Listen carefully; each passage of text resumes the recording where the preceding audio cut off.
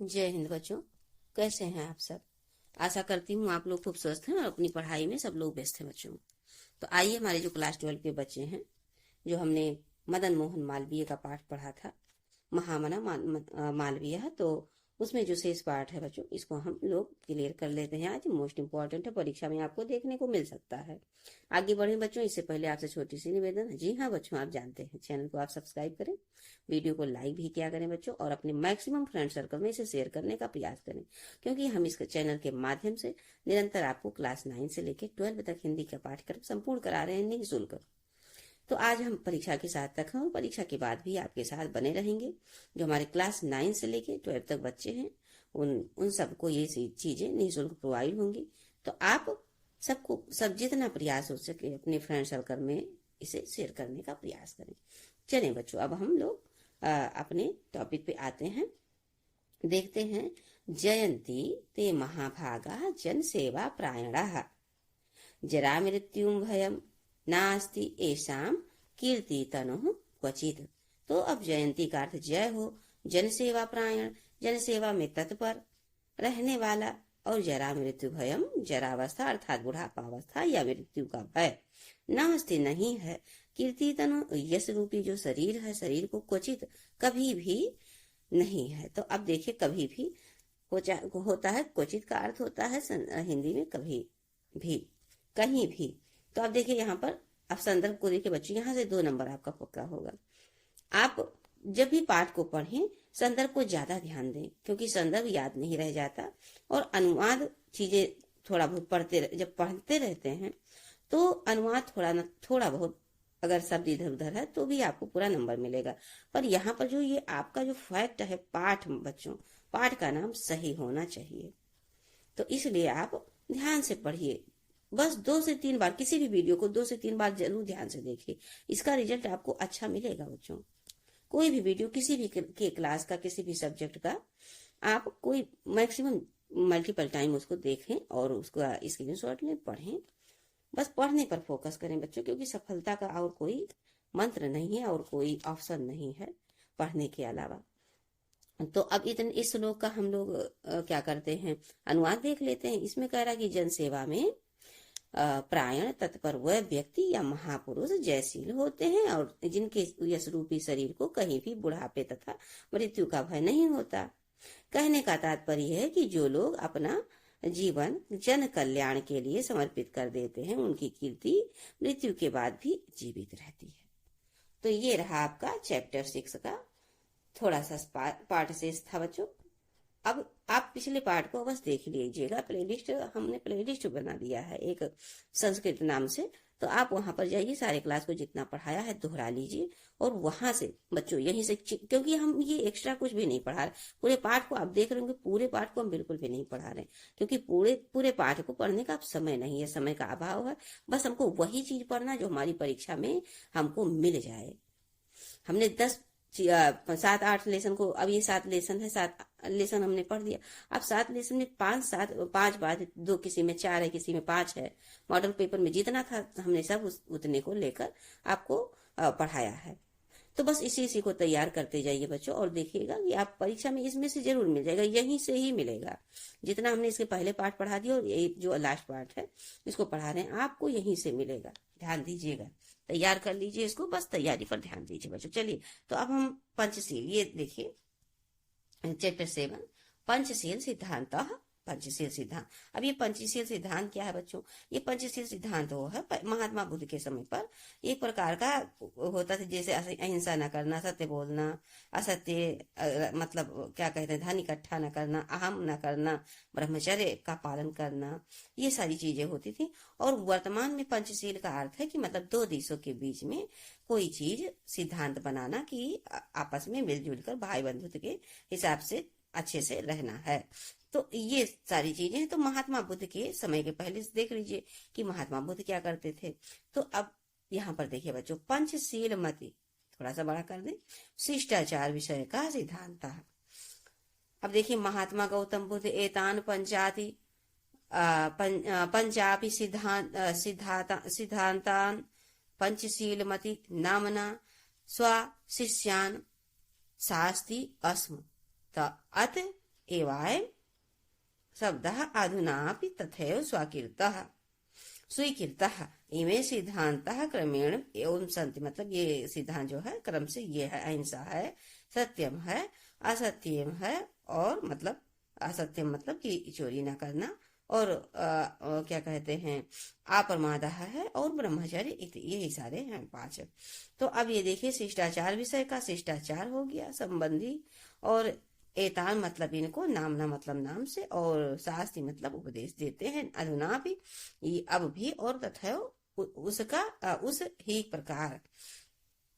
तो अब यहाँ पर देखिए संदर्भ आप जानते हैं कि इस प्रस्तुत गद्यांश है या श्लोक है हमारी पाठ्य पुस्तक संस्कृत के पंचशील सिद्धांत से लिया गया या उद्धृत है या अवतरित है, ऐसे लिख दीजिए आप। अब देखिए अनुवाद में पंचशील शिष्टाचार से व्यक्ति सिद्धांत संबंधी सिद्धांत है। महात्मा गौतम बुद्ध पंचशील नामक इन 5 सिद्धांतों का अपने शिष्यों को उपदेश देते थे। अब देखिए इसलिए यह शब्द आज भी उसी रूप में स्वीकार किया गया है। ये सिद्धांत क्रमशः अहिंसा, सत्य, चोरी न करना, प्रमाद या गर्व या घमंड न करना, अहंकार न करना, और ब्रह्मचर्य का पालन करना। तो ये हो गया आपका इम्पोर्टेंट बच्चों। और अब ये मोस्ट इम्पोर्टेंट, और हमने अब मॉडल पेपर से लिया है इसको। तो देखिए बौद्ध युगे इमे सिद्धांताः वैयक्तिक जीवनस्य अभ्युत्थानाय प्रयुक्ता आसन्। परमद्यम् इमे सिद्धांताः राष्ट्राणां परस्पर मैत्री सहयोग कारणानि विश्वबन्धुत्व अस्य विश्व शान्तेश्च साधनानि सन्ति। राष्ट्रनायकस्य श्री जवाहरलाल नेहरू महोदयस्य प्रधानमंत्रित्व के समय चीन देश से, यहाँ पर देशेन तृतीय विभक्ति है बच्चों, सहसाकम सार्धम, वहां पर भी तृतीय विभक्ति है, भारतस्य मैत्री। अब यहाँ पर देखिए पंचशील सिद्धांतान अधिकृत्य एवा भवत एतो ही उपभावपि देशो बौद्ध धर्मे निष्ठावंतो। मतलब दोनों देश बौद्ध धर्म को निष्ठा पूर्वक मानते हैं। आधुनिक जगत में पंचशील सिद्धांत नवीनम राजनैतिकम स्वरूपम, तो राजनैतिक स्वरूप धारण कर लिया है वर्तमान समय में। गृहीतवन्तः एवं च व्यवस्थितः किमपि। अब देखिए यहाँ पर जो व्यवस्थित है कि मतलब व्यवस्थित है क्या है, मतलब 2 राष्ट्र कैसे रहेंगे। किमपि राष्ट्रम कस्यच नान्यस्य राष्ट्रस्य आंतरिकेषु विषयेषु कीदृशमपि व्याघातम न करिष्यति। मतलब भविष्य में मतलब क्या कहते हैं, जो युद्ध होते हैं ये सब ना हो। प्रत्येक राष्ट्रम परस्परम प्रभुसत्ताम प्रादेशिकीय खंडितांश और सम्मान इष्यति। भविष्य काल है, इसमें सम्मान इष्यति। ये देखिए बच्चों भविष्य काल लिट लकार। प्रत्येक राष्ट्रम परस्परम सम्मानताम व्यवहारिष्यति। अब देखिए किमपि राष्ट्रम